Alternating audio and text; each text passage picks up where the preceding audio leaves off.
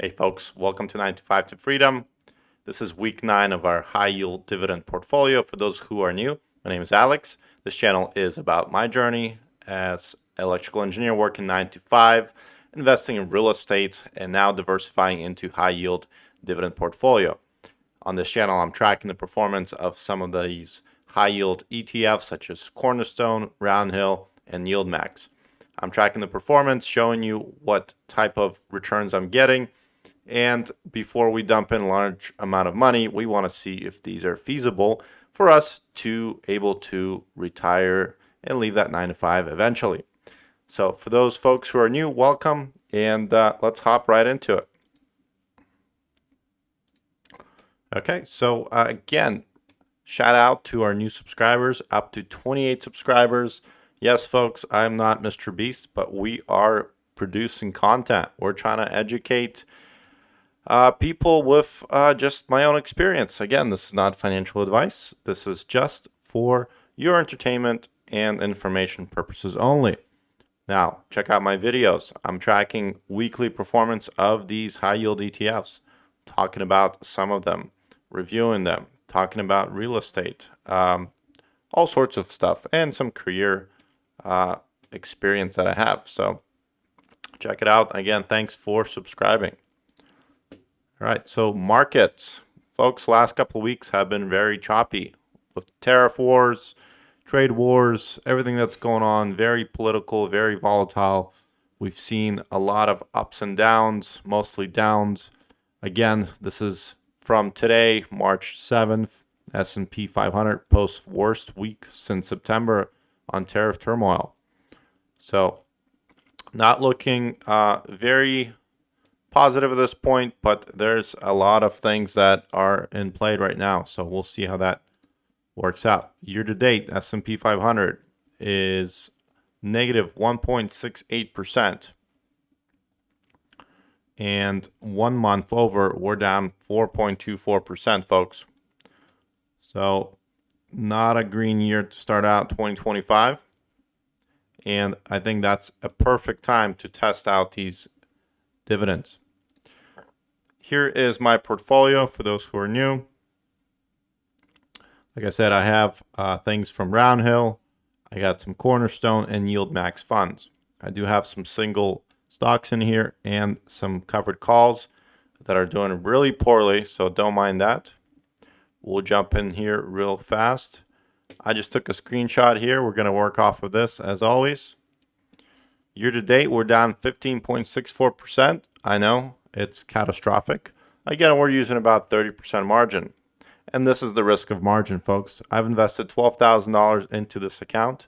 As you can see, I'm down $2,800 already year to date. And when you use margin, that is the risk, right? So everything that you're losing, every time you have a dip in the market, well, that's what you have to pay back. You're losing somebody else's money. So you owe all of that, what you're borrowing. And again, I think that's a good lessons learned. I know a lot of folks have been very bullish with margin last year with the amazing run that we had. I think performance-wise, we're like 26% for the markets last year, and a lot of people made a lot of money using 30, 50% margin and some even more. But this is the reality. This could hurt you, and in a downturn that we're experiencing this year, you can see how this is a double-edged sword. Crossing out all the individual stocks and covered calls that are doing poorly, we'll just look at real quick here how the rest of the funds are performing. I'll highlight the ones that I think are viable for future investments. Starting out from the top, and I have these sorted by total gain versus loss. XPay, this is from Roundhill. This is a target of 20% dividend.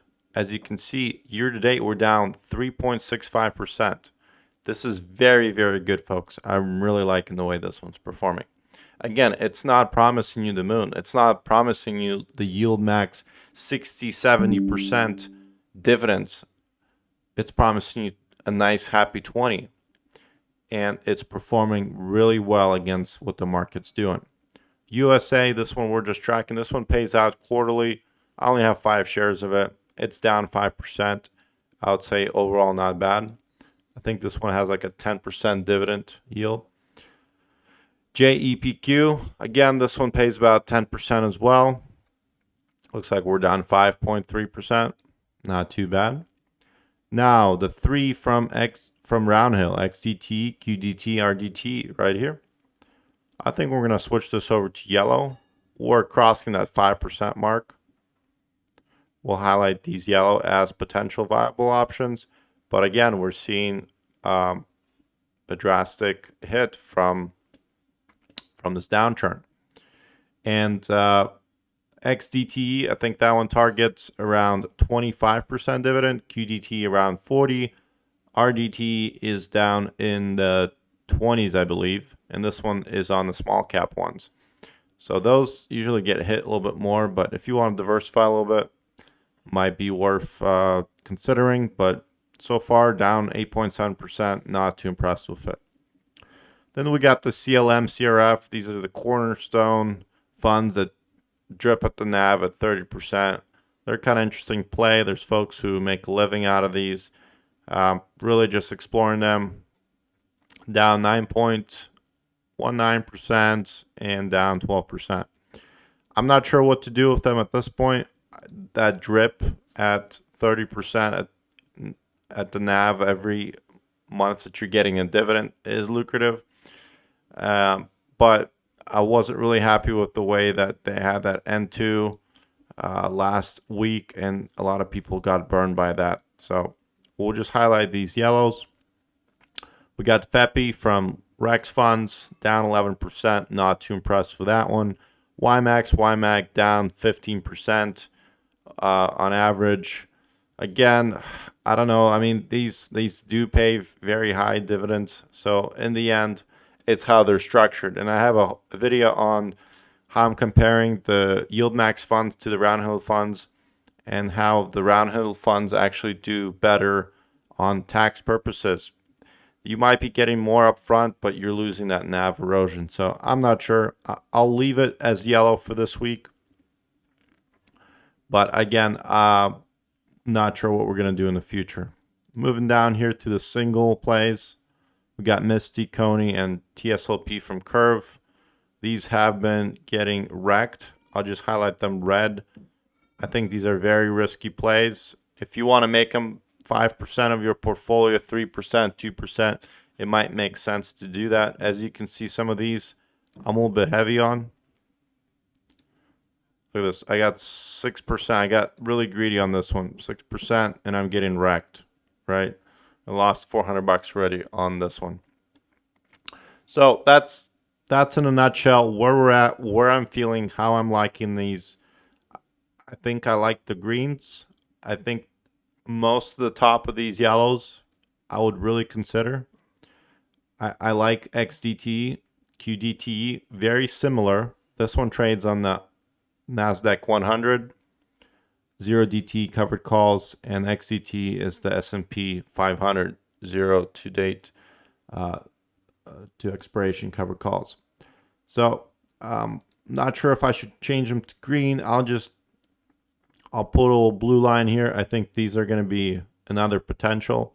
Now we'll see how these bounce back. Hopefully the market recalibrates a little bit later and these bounce back a little bit, and we'll see how that performance is going to play out this year.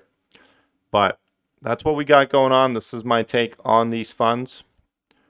We'll go to what we got paid in dividends this week. For those who are new, I actually turned off drip a few weeks ago. We want to see what we're actually getting. We're not going to be reinvesting. I have this little spreadsheet, not to bore anybody, but down here, this is this week's paid. This is what we got in dividends, folks. The only ones I'm reinvesting are CLM and CRF for that drip at the NAV. But the rest of them going straight into the account. They're just paying off the margin. As you can see here, JPQ paid out $5. XDT $5. QDT almost $5. And so on. We got YMAG 25, $45 from MyMax. Coney almost $7, and $24 from TSLP from the Curve Fund. This one paid out pretty well. So we got 118 bucks this week, and that is our payout for this week. So year to date, we got $759 in dividends. And again, we're getting wrecked. We're just being honest. We're showing, I'm not selling anything. I'm not taking losses. We're just going with the way that the market's performing. I think, some folks are panicking. Some folks are thinking that they have to get out of the market, maybe put stuff on the side. I'm not sure about that. I think we just have to dollar cost average, continue to do what we're doing. Again, not financial advice, just what I'm doing. So far, not sure how this is going to play out, but I think this small downturn that we're having is a great time to run a test to these funds, because most of these funds haven't been around that long. Most of them have been around for a year or two. The Yield Max ones are fairly new. Roundhill ones they came out last year, and last year we had that bull run. So it's nice to see how they're performing with this downturn.